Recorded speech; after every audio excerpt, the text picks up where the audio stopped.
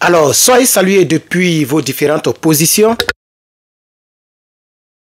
Bienvenue sur notre plateforme d'information quotidienne.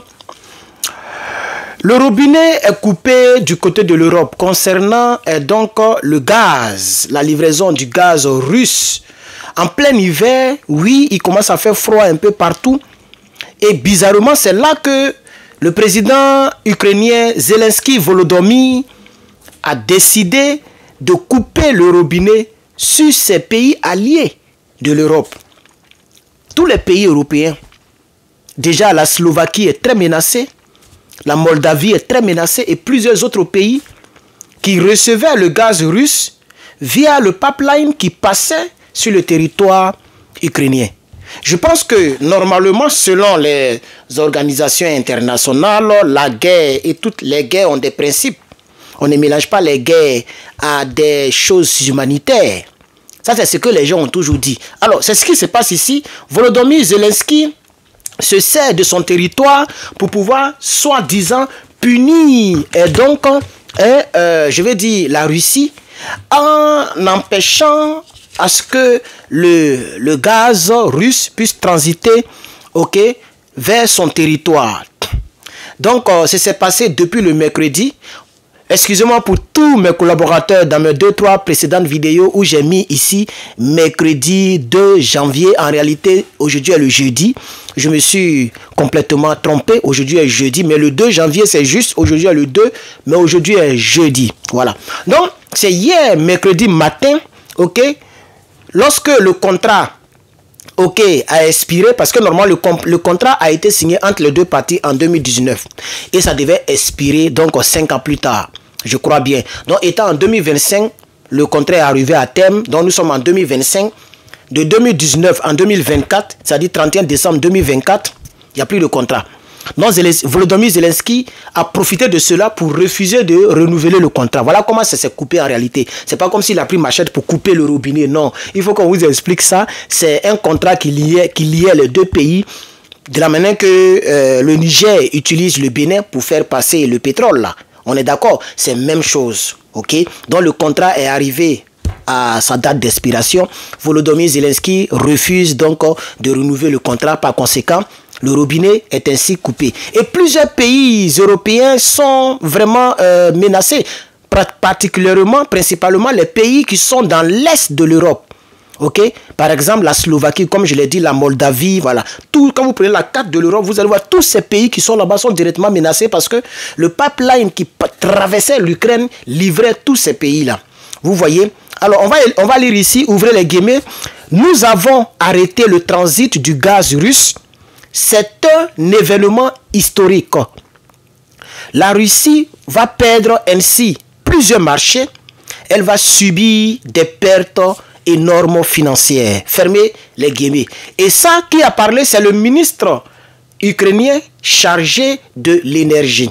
Il s'appelle German, comme Herman. German Galushchenko. C'est un peu difficile. Galushchenko.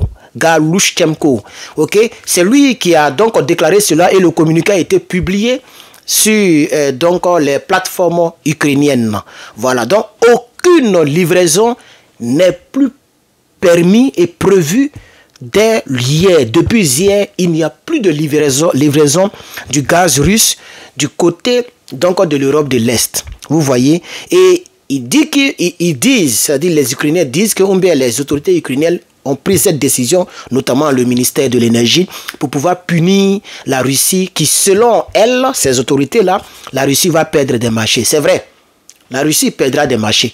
Mais que deviendra-t-il ces pays-là qui sont quand même des partenaires, puisqu'on sait que toute l'Europe soutient d'une manière ou d'une autre Volodymyr Zelensky. Donc pourquoi vouloir punir ses propres partenaires dans le but de pouvoir se venger ou bien de pouvoir faire perdre des marchés à un pays comme la Russie? Vous savez très bien que la Russie n'a pas vraiment va perdre des contrats, mais ça ne veut pas dire que c'est la fin du monde, puisqu'il y a plusieurs pays qui continuent donc de prendre le gaz russe. Il y en a plusieurs pays. C'est de ça qu'il s'agit. Donc, le fait d'arrêter, le fait de ne pas renouveler le contrat, ça fait perdre de l'argent à la Russie, mais ça n'empêchera pas la Russie de continuer la guerre.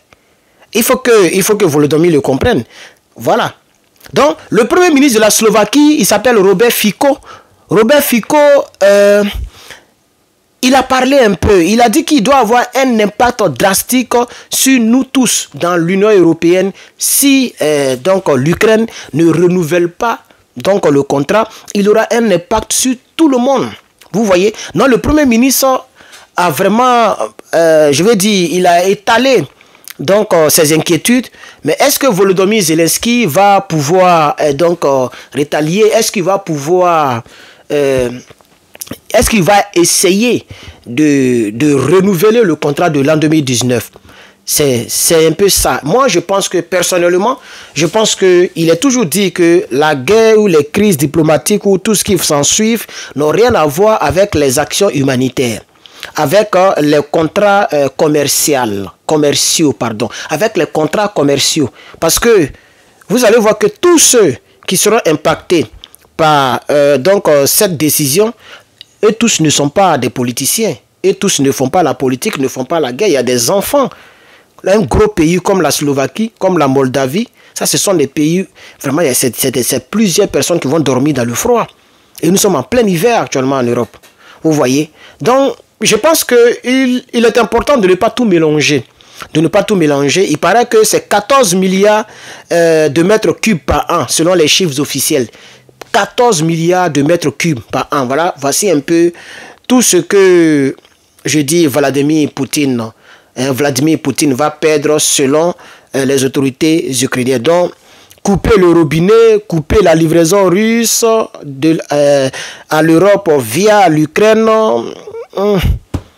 c'est un arrêt qui concerne plusieurs pays, c'est vrai, mais qu'est-ce que ça va apporter à l'Ukraine en tant que tel? C'est de ça qu'il s'agit. Est-ce que ça ne va pas remonter, ces pays-là ne seront pas remontés contre l'Ukraine? Parce que pour moi, en tout cas moi personnellement, ça n'a pas de sens. Ça n'a pas de sens. Et puis le vrai point aussi, ce n'est pas seulement la Russie qui perd, mais l'Ukraine lui-même perd. Ah oui, puisque ce n'est pas gratuitement que le gazoduc transitait par l'Ukraine pour aller vers l'Est, je veux dire européen, vers l'Europe de l'Est. Ce n'est pas seulement là que ça transitait. Voilà. Alors, quand on a fini de dire cela, je voudrais dire aux gens que je me sens beaucoup fatigué. C'est pourquoi vous avez vu que je n'ai pas fait de direct. Et j'attends surtout à ce que la cagnotte finisse. Comme ça, je vais... Vraiment, c'est pas facile de faire le direct. C'est-à-dire une heure. Et moi, quand je fais des directs, je m'étale beaucoup. Je dis un peu pour nous faire plaisir, vous et moi. Donc, vraiment... Pour l'instant, je vais stopper, je ne vais pas faire de direct. Je vais faire des petits préenregistrements comme ça. Vous voyez, 5 vidéos, 50 minutes, c'est bon. 10 minutes, 10 minutes, 10 minutes, 10 minutes, c'est bon pour 5 informations. Au lieu de faire des longs directs avec une chaise, vous voyez vous ne voyez même pas par derrière. Il y a l'autre qui ressemble un peu à la chaise. C'est sur un truc comme ça que je suis assis. Et ça soit sur un truc comme ça, j'ai des douleurs au niveau du dos, tout et tout. Donc, j'attends à ce que le laitier finisse. Je vais prendre cela pour pouvoir passer maintenant aux achats et puis passer de l'autre côté de la pièce, ok, où je ne serai plus ici. Bon, la décoration va changer, on verra ce que ça va donner. Mais s'il vous plaît, pour ceux et celles qui n'ont pas encore participé à la cagnotte, c'est dans les commentaires. C'est vrai que les gens m'ont dit, ah, la somme est élevée, déjà tu peux faire, mais pourquoi ne pas terminer en même temps? Parce que le site va prendre dedans. Donc la somme que vous voyez, ce n'est pas la somme qui viendra dans ma main. Le site prend un pourcentage, vraiment, moi je ne pensais pas que le pourcentage était élevé ainsi. Donc c'est pour vous encourager à cliquer donc, dans les commentaires. Il reste 100 et quelques euros et on a terminé. Fait partie des partenaires supporters d'Herman le Patriote parce que nous pourrons rentrer en contact avec moi, ces personnes qui ont participé. Dès que le lecture est fini, j'ai toute la base de données, je vais prendre le temps de renseigner. Ceux qui ont mis anonymat, bon, vous resterez dans l'anonymat parce que moi je vois, c'est anonymat, moi je vois ici. Mais ceux qui ont mis un nom, quel que soit le nom, je prendrai toutes vos informations et puis voilà, au fur et à mesure, vous allez rentrer dans le groupe. Voilà. Maintenant, je pense que c'est tout comme information. Nous sommes déjà à 9 minutes. Voilà, c'est tout. N'oubliez pas de commander votre t-shirt pour toutes les personnes qui aiment ce t-shirt.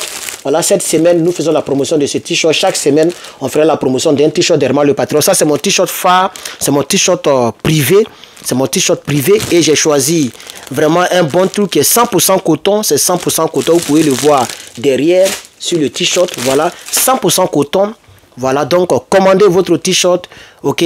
Que Dieu vous bénisse. Merci d'avoir suivi cette vidéo. N'oubliez pas de vous abonner pour ceux qui sont sur YouTube. C'est quelque part ici, un rond va sortir ici, c'est vraiment le patriote qui est là. Cliquez dessus, abonnez-vous et puis activez la cloche de notification. Merci.